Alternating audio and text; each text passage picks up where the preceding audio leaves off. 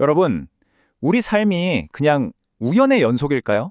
아니면 뭔가 보이지 않는 법칙 같은 게 작용하는 되게 정교한 시스템일까요? 오늘은 정법이라는 철학을 한번 들여다보려고 하는데요. 이게 뭐냐면 우리한테 일어나는 모든 일이 사실은 우연이 아니라 우리가 배우고 또 이해할 수 있는 어떤 우주의 법칙에 따른 결과라는 거예요. 정말 흥미롭죠?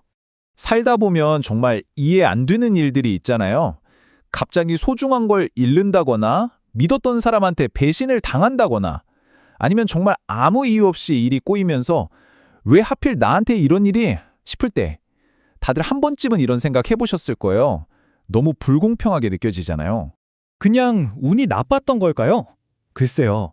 어쩌면 우리가 흔히 운이 좋다, 나쁘다 하는 게 사실은 이 세상이 돌아가는 방식을 우리가 아직 잘 몰라서 하는 말일 수도 있어요. 자, 그럼 지금부터 이 얘기를 한번 제대로 파헤쳐 보겠습니다.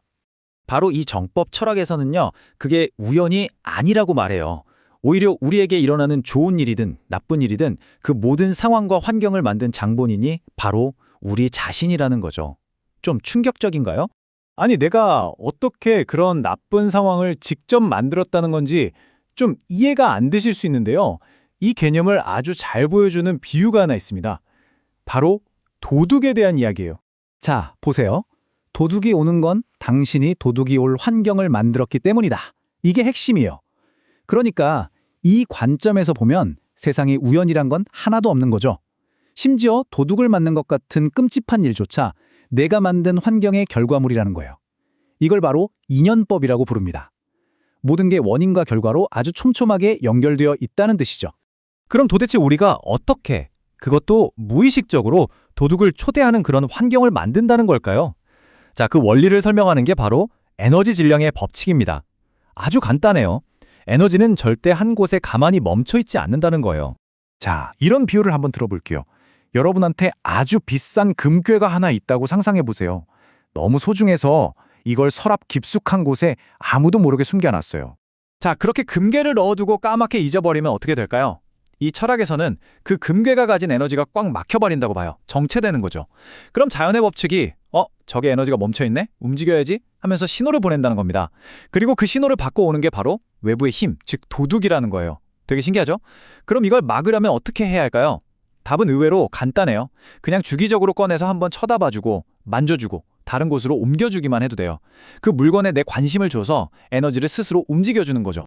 네, 방금 본 이 에너지 순환의 원리가 사실은 우리 상 전체를 관통하는 훨씬 더 큰 법칙으로 이어집니다. 바로 우주의 균형을 설명하는 3대 7 법칙이라는 건데요. 안정과 성장을 위한 아주 중요한 원리입니다. 이 법칙, 핵심은 진짜 간단해요. 뭐든지 간에 건강하게 유지하고 더 성장시키려면 70%는 흔들리지 않는 기반으로 꽉 잡아둬야 한다는 거예요. 그리고 나머지 30%만 가지고 운용하고 활용하는 거죠. 왜냐하면 바로 그 70%의 단단한 기반이 우리를 지켜주고 또 더 좋은 것들을 끌어당기는 힘의 원천이 되거든요. 진짜 재밌는 건 이 3대 7 법칙이 돈, 건강, 관계 어디에나 똑같이 적용된다는 거예요. 예를 들어 볼까요? 나한테 1억이 있어요. 그럼 3천만 원? 즉 30% 안에서 쓰는 거예요. 그러면 남은 7천만 원의 기반이 튼튼해서 다시 돈을 끌어당긴대요. 근데 반대로 7천을 써버리면 기반이 30%밖에 안 남으니까 약해져서 무너지는 거죠. 건강도 똑같아요. 우리 몸의 간 30% 정도 손상돼도 스스로 회복하잖아요. 근데 70%가 망가지면 회복이 안 되죠. 와, 그리고 이게 소통, 그러니까 인간관계에도 그대로 적용된다는 게 정말 놀랍지 않나요? 네, 바로 그 인간관계. 어쩌면 이 법칙을 적용하기 가장 어려운 분야가 바로 이 관계에 대한 이야기가 아닐까 싶어요.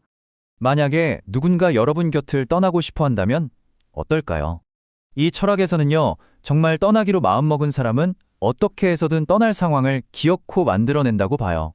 그래서 그 사람을 붙잡으려고 애쓰는 건 결국 내 나약함과 의존하는 마음에서 나오는 실수일 뿐이라는 거죠. 그러니까 매달리지 말고 차라리 그 사람을 그냥 자유롭게 놓아주라는 거예요. 그러면 어떻게 되냐? 그 사람한테 의존하던 마음을 끊고 온전히 나 자신에게 집중해서 나의 에너지 질량을 키울 수 있는 기회가 된다는 거죠. 그렇게 내가 먼저 단단하고 강한 사람이 되면 신기하게도 내 그 강한 에너지에 다른 사람들이 자연스럽게 다시 끌려오게 된다는 겁니다. 어쩌면 떠났던 그 사람까지도요. 자, 이런 상호작용의 원리는 꼭 연인 사이에만 해당하는 얘기가 아닙니다. 지금 이 시대를 살아가는 우리가 모든 사람들과 어떻게 소통해야 하는지에 대한 이야기로 확장돼요. 생각해보면 요즘은 다들 배울 만큼 배웠잖아요. 이런 시대에 사람들과 어떻게 해야 진심으로 연결될 수 있을까요? 이 철학에서는 바로 지금이 지식인의 시대라고 말해요. 그래서 예전과는 소통의 규칙이 완전히 달라졌다는 거죠. 그래서 핵심은 이제 누군가를 가르치려고 하지 말고 그냥 나누라는 겁니다. 생각해보세요. 똑똑한 사람한테 뭘 가르치려고 들면 상대방은 자기를 무시한다고 느끼고 기분 나빠서 마음을 닫아버려요. 그쵸? 하지만 그 사람 얘기를 먼저 들어주고 아, 그런 생각도 있군요. 제 생각은 이런데 이건 어떠세요? 하면서 동등하게 의견을 나누면 오히려 존중받는 느낌에 마음을 열고 강력한 유대감이 생긴다는 거죠.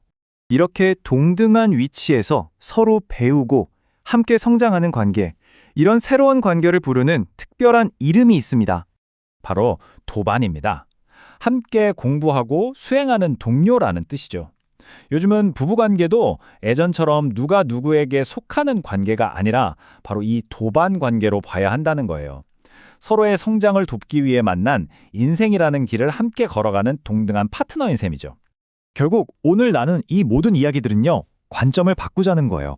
왜 하필 나한테 이런 일이 생기지? 하면서 세상의 희생자인 것처럼 사는 게 아니라 이 일이 나에게 뭘 가르쳐 주려고 온 걸까? 하고 묻는 이 자연의 법칙을 배우는 학생이 되어보자는 거죠. 우리가 이 보이지 않는 법칙들을 이해하기 시작할 때 비로소 내 삶을 내가 원하는 방향으로 만들어가는 진짜 주인이 될 수 있지 않을까요?